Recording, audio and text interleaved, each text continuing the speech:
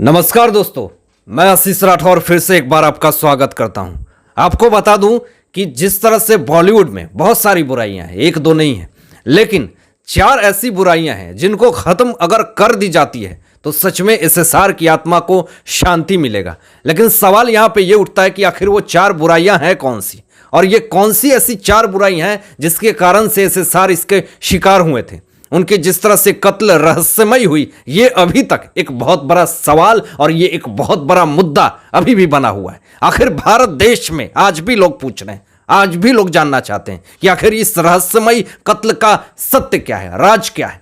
लेकिन आज आपको बताऊंगा कि अगर आप सच में एसएसआर को श्रद्धांजलि देना चाहते हैं, अगर उनकी आत्मा की शांति देना चाहते हैं, तो बॉलीवुड वालों के लिए यह अपील है। और बहुत सारे लोगों ने मुझे यह सजेस्ट करा था और मैंने कहीं ना कहीं इस पे एनालिसिस किया, तो मुझे लगा कि ये 4 पॉइंट मुझे बताना चाहिए आप लोगों को, ताकि आप लोगों को ये लगे कि सच में बॉलीवुड इंडस्ट्री से अगर ये 4 चीजें खत्म हो जाती हैं तो ना जाने एसएसआर के जैसे बहुत सारे लोग वहां पे हैं, उन सब लोगों को इंसाफ मिल सकता है। तो चलिए बताता हूं कि वो 4 पॉइंट कौन से हैं, तो वीडियो के अंत तक बने रहिएगा।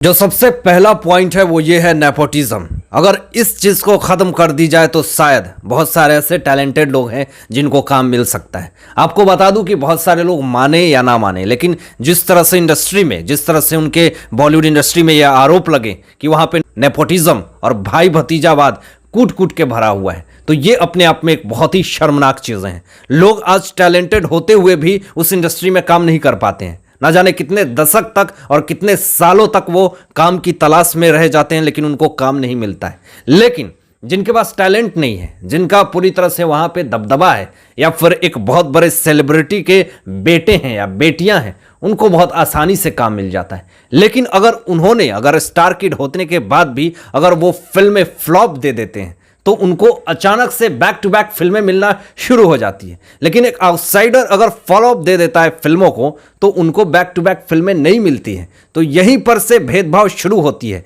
कि नेपोटिज्म कहीं ना कहीं एक बड़े लेवल पे काम करता है बॉलीवुड इंडस्ट्री में। क्या वहां पे टैलेंट की कदर नहीं? क्या वहां पे टैलेंट होते हुए भी लोग उनको टैलेंट के रूप में नहीं देखते और उनको बहिष्कृत करते हैं? तो इन सारे चीजों पे बहुत सारे लोगों ने आवाज उठाई थी। शेखर सुमन, अनुपम खेर, कंगना रनावत और भी बहुत सारे लोगों ने नेपोटिज्म को लेकर के अपनी आवाज को रखी थी, जिस कारण से पूरे बॉलीवुड माफिया के कुछ लोग उनके अगेंस्ट हो गए थे। आपको बता दूं कि कुछ ऐसे बैनर हैं जिनका नाम आया था उसमें। जो सबसे पहला नाम आया था करण जौहर का धर्मा प्रोडक्शन, उसके बाद साजिद नाडियावाला, फिर उसके बाद आपको बता दूं कि टी सीरीज और ना जाने यश राज कैम्प, बहुत सारे ऐसे बालाजी टेलीविजन फिल्म्स, बहुत सारे ऐसे प्रोडक्शन हाउस के नाम आए थे, जो कि अपने आप में एक बहुत बड़ी शर्मनाक बात है। और ये लोग पूरी तरह से ग्रुपिज्म और गैंगिज्म बना करके काम करते हैं कि भैया अगर इस एक्टर को फिल्म में मिलनी चाहिए तो मिलनी चाहिए, अगर भैया इस एक्टर को फिल्म नहीं मिलनी चाहिए तो नहीं मिलनी चाहिए। फिर क्योंकि आपको उस प्रोडक्शन हाउस से पूरी तरह से बैन कर दी गई है, बैकआउट कर दी गई है, तो फिर आपको दोबारा उस इंडस्ट्री में और उस प्रोडक्शन हाउस में काम मिल ही नहीं सकता है। दूसरी जो सबसे बड़ी पॉइंट है वो है ड्रग्स और नशाखोरी। अगर ये चीजें खत्म हो जाएगी तो शायद बहुत सारे लोगों को शांति मिल जाएगी, बहुत सारे लोगों को समृद्धि मिल जाएगी। ये ऐसा नशा है जिससे कि ना जाने कितने सारे बॉलीवुड इंडस्ट्री में लोगों की जिंदगी खराब करके रख दी। और जो सबसे पहला नाम आता है इसमें रिया का और उनके भाई शौविक का। फिर सिद्धार्थ पिठानी के भी ऊपर आरोप लगते हैं कि ये ड्रग्स पेडलिंग करता है, उसके बिजनेस करता है, लोगों से कारोबारी का काम करता है। देन आपको बता दूं कि जिस तरह से इसमें नारकोटिक्स कंट्रोल ब्यूरो आती है एनसीबी ड्रग्स एंगल में, और रिया चक्रवर्ती के साथ पूछताछ करी जाती है, तो 25 लोगों का नाम रिया चक्रवर्ती बताती हैं। और 25 लोगों में से श्रद्धा कपूर, दीपिका पादुकोण, रकुल प्रीत, उसके बाद सारा अली खान, भारती, बहुत सारे लोग इसमें निकल करके सामने आते हैं। लोग आश्चर्यचकित कर रहे थे उस वक्त कि भैया जिस लोगों को हम फॉलो करते हैं, जिसको इतना ज़्यादा अप्रिशिएट करते हैं, जिनको हम अपना आइडल मानते हैं, वो आज एक ड्रगिस्ट निकला। आज वो इंसान कैसी स्थिति में आज एनसीबी के दफ्तर के बाहर चक्कर लगा रहा है। ये सारी चीजें जिस तरह से सामने आई और ड्रग्स का एंगल उसके बाद सामने आया, सब कुछ बदल गया। यानी कि अगर एसएसआर को श्रद्धांजलि चाहिए तो उसके लिए ड्रग्स का जिस तरह से काला कारोबारी और जिस तरह से रहस्यमयी उनके साथ ये सारी चीजें हुई, इसमें एक ड्रग्स का एंगल बहुत ही अहम मुद्दा है। तो ये चीज भी खत्म होना काफी जरूरी है। तीसरा जो सबसे बड़ी पॉइंट है वो टैलेंट की कद्र। जी हाँ दोस्तों, भारत देश में बहुत सारे ऐसे लोग हैं, बहुत सारे ऐसे छोटे छोटे घर से बच्चे हैं जिनके अंदर टैलेंट कूट कूट कर भरी होती है। लेकिन वो छोटे सपने को लेकर के जब महाराष्ट्र मुंबई की माया नगरी में पहुंचते हैं तो उनके सपनों का कारोबार होने लगता है, उनके सपनों को बेचा जाता है, उनके सपनों के साथ खिलवाड़ किया जाता है, उनके साथ माइंड वॉश करी जाती है। तो इस तरह की चीज़ें जो निकल करके सामने आती है वो कहीं ना कहीं पूरे तरह से बॉलीवुड इंडस्ट्री को एक्सपोज करके रख देती है। आपको बता दूं कि जिस तरह से नेपोटिज्म को वहां पे बढ़ावा दिया जाता है और जिनके पास टैलेंट नहीं है लेकिन वो स्टार किड हैं, उनको बैक टू बैक फिल्में मिलती, लेकिन एक आउटसाइडर मेहनत करके एक अच्छे मुकाम तक पहुंच जाता है, उनको सपोर्ट नहीं मिलता। अगर उन्होंने एक फिल्म फ्लॉप दी तो फिर गुटबिज्म और गैंगिज्म का वो शिकार हो जाते हैं। आपको बता दूं कि मैं आपको सबसे पहले ये बता दूं कि सुशांत सिंह राजपूत को बाहर से यानी कि आउट ऑफ इंडिया की फिल्मों से उनको बहुत बड़ी बड़ी फिल्मों का ऑफर आ रहे थे, लेकिन कुछ प्रोडक्शन हाउसेस से उनके एग्रीमेंट थे जिस कारण से वो उस फिल्म को साइन नहीं कर पा रहे थे। लेकिन किसी तरह वो उनके साथ एग्रीमेंट को फिल करना चाहते थे क्योंकि उनके पास ऑफर बड़ा था। लेकिन फिर जब बहसा बहसी होने लगा तो फिर ग्रुपिज्म और गुटिज्म का वो शिकार हो जाते हैं और उनके खिलाफ जिस तरह से बैन और बैकआउट करने की मांग उठने लगी। और आपको बता दूं कि बड़ी बड़ी फिल्में, 7 फिल्में उनको पूरी तरह से छीन ली जाती है। तो इस तरह से वो काफ़ी निराश हो जाते हैं और इस तरह से उनको लगने लगता है कि मेरा जो सक्सेस का ग्राफ चार्ट है वो कहीं ना कहीं नीचे जा रहा होता है। तो ये सारी चीज़ें उनके लाइफ में घट ही रही होती है। लेकिन ये सारी वारदातें जिस तरह से आप लोग देख रहे थे वही सारी चीज़ें कार्तिक आर्यन के साथ भी हो रही है। जिस तरह से उनको धर्मा प्रोडक्शन से दोस्ताना 2 से बैकआउट कर दी जाती है, देन उसके बाद रेड चिल्ली एंटरटेनमेंट से जो शाहरुख खान की है उनसे भी उनको बैन कर दी जाती है और आनंद एल रॉय एक बहुत बड़े डायरेक्टर, उन्होंने भी उनको बैकआउट कर दिया।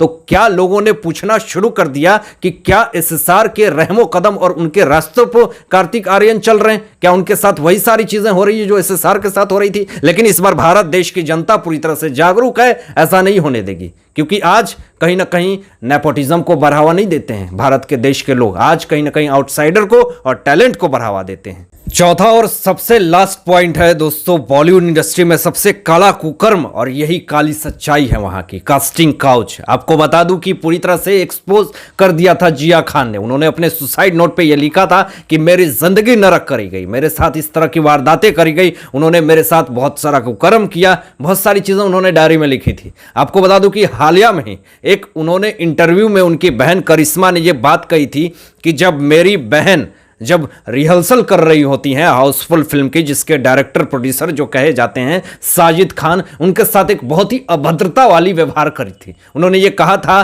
कि रिहर्सल तो कर रही हो लेकिन अपनी ब्रा दिखाओ खोल करके कि तुम्हारी कैसी फिगर है, तुम्हारा कैसा स्ट्रक्चर है। जब ये बात अपनी बहन को आकर के करिश्मा ये बात कहती हैं तो फिर उसकी बहन कहती है कि उस फिल्म में काम नहीं करने की जरूरत है तुम्हें। तो फिर जिया खान उसे कहती है कि क्या करूं, मैंने तो फिल्म को शाइन कर दिया है, अब क्या करूं, अब अभी फिल्म की शूट स्टार्ट नहीं हुई है और ऐसे कुकर्म वाले लोग ऐसे सवाल और ऐसे मुझे टॉर्चर कर रहे हैं, मैं क्या करूं। जिया खान पूरी तरह से रोने लगती हैं और सहम सहम कर रोने लगती हैं। लेकिन वारदातें और सच्चाई यही है कि एक बहुत ही काला सच है जो कि कास्टिंग काउच है और एक नए लोगों को यह प्रॉब्लम हमेशा फेस करनी पड़ती है। और बहुत सारे लोग हैं जिनको पता नहीं है इस इंडस्ट्री के बारे में, कास्टिंग काउच का शिकार वो होते हैं। लेकिन कुछ ऐसे लोग हैं वहां पे जो कि इसके खिलाफ लोगों ने आवाज़ उठाई, जैसे मीटू #मीटू कैंप उन्होंने उठाया, जिसमें कि बहुत सारे लोगों को इंसाफ भी मिली, बहुत सारे लोगों की वहां पे स्थिति सुधरी। लेकिन जिस तरह से ये चीज़ें नहीं थी तो उसके पहले बहुत सारे लोगों ने लड़कियों को एक खिलौना के रूप में यूज़ किया, जैसे चाहे वैसे मनमर्जी करके उनको फिल्में दिया करते थे, उनके साथ कॉम्प्रोमाइज़ करने की कोशिश करते थे। तो ये सारी वारदातें जिस तरह से हुई, और मैंने आपको जो 4 पॉइंट दिया ये अपने आप में एक बहुत ही इंपॉर्टेंट पॉइंट है। और जब तक ये चारों पॉइंट उस इंडस्ट्री से खत्म नहीं हो जाता है तब तक सुशांत सिंह राजपूत को श्रद्धांजलि नहीं मिलेगी, उनको इंसाफ नहीं मिलेगा। और ये कहीं ना कहीं ये शुरुआत हो चुकी है एसएसआरियंस के तरफ से, उनके फैंस के तरफ से, और ये अपने आप में एक बहुत बड़ी बात है। हालांकि आपका क्या सोचना है इन सारे मुद्दों पे, इन सारे विषयों में अपनी विचार जरूर व्यक्त कीजिएगा। तो आज के लिए बस इतना ही, धन्यवाद।